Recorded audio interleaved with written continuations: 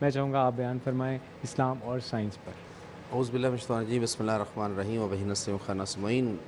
میں ہمیشہ سے کہا کرتا ہوں کہ اسلام دین فطرت ہے، اور اسلام ہمیشہ فطرت کو پروان چڑھاتا ہے، اور فطرت کے عین گفتگو کرتا ہے، اور فطرت کے عین اصول وضع کرتا ہے، اور اسلام معاشرے کے حسن کے لیے قوانین کو وضع کرتا ہے۔ کسی منزل پہ اسلام نے سائنس کی مخالفت نہیں کی، اور کسی منزل پہ یہ واحد دین اسلام ہے کہ جو کہیں بھی کسی انسانی ضرورت کی مخالفت کرتا ہوا دکھائی نہیں دیتا۔ سائنس چونکہ فقط علم نہیں ہے بلکہ خود علم ہے۔ سائنس کا معنی بھی جو ہے جس طرح الفاظ سے ماخوذ ہوا، تو اس کا جو ماخذ ہے، جو منبع، جو مصدر ہے یا مشتق ہے، اس کا معنی جو بنتا ہے وہ علم ہی بنتا ہے۔ علم کا حصول، علم کا یعنی پوشیدہ چیزوں کی کھوج لگاتے ہوئے، اس کے اسرار کو، رموز کو سمجھتے ہوئے اس کی انتہا تک پہنچنا، اس کی ماہیت کو جانچنا، پرکھنا، اس کی حقیقت کو جان لینا۔ اسلام سائنس کو اس طرح سے قبول کرتا ہے کہ بشریت کی ابتدا ہی اسلام سائنس قرار دیتا ہے، کہ اللہ تعالیٰ آدم علیہ السلام کو بھی اسماء سکھاتا ہے اور فرشتوں کو بھی اسماء سکھاتا ہے۔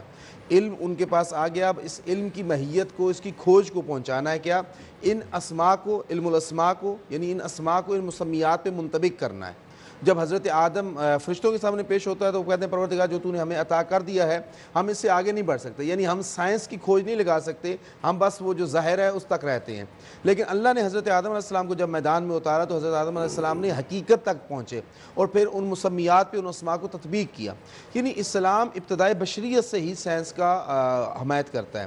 دیکھیں نا کہ خود یہ جو آج سائنس موجود ہے، اگر اس کی بنیاد دیکھیں تو ہر صنف میں، جس سمت میں بھی یہ سائنس بڑھتی ہوئی چلی جاتی ہے، چاہے وہ ایٹم تک جاتی ہے، وہ نجوم، آسمانوں تک، افلاک تک جاتی ہے، جس کے لیے خود خدا قرآن میں کہتا ہے سَنُرِيهِمْ آیَاتُنَا فِی الْآفَاقِ، ہم ان کو آسمانوں میں اپنی نشانیاں دکھائیں گے۔ بے شک۔ تو اب ظاہراً زمین پہ کھڑے بندہ آسمانوں میں کیا دیکھے گا؟ لیکن یعنی انسان کو وہ مراحل، سائنس کے مراحل اسلام قرآن میں دکھا رہا ہے۔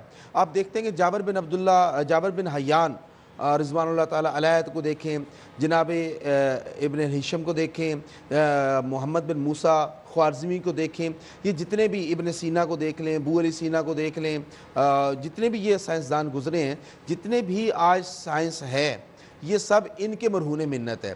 چاہے وہ حضرت امام جعفر صادق علیہ السلام کے محضر میں حضرت امام ابو حنیفہ کے ساتھ بیٹھ کے پڑھنے والا جابر بن حیان ہو، یا امام موسیٰ کاظم کے محضر میں پروان چڑھنے والا محمد بن موسیٰ خوارزمی ہو، یہ سارے وہ افراد ہیں کہ جنہوں نے در اہل بیت سے علم کو لیا ہے، اور اسلام کے قرآن سے علم کو اخذ کر کے اس کی حقیقت تک پہنچنے کی کوشش کی ہے۔ مثلا جابر بن حیان، معاف کیجیے بار بار جناب عبداللہ انصاری کا آ رہا ہے، جابر بن حیان رضوان اللہ رحمۃ اللہ علیہ جو ہے، وہ آپ دیکھیں کہ اس زمانے میں ایک ایسا کاغذ ایجاد کرتے ہیں کہ جس کے اوپر نہ بارش، پانی کوئی اثر انداز ہو سکتا ہے، نہ اس کے اوپر آگ اثر انداز ہوتی ہے، یعنی وہ واٹر پروف بھی ہوتا ہے اور فائر پروف بھی ہوتا ہے۔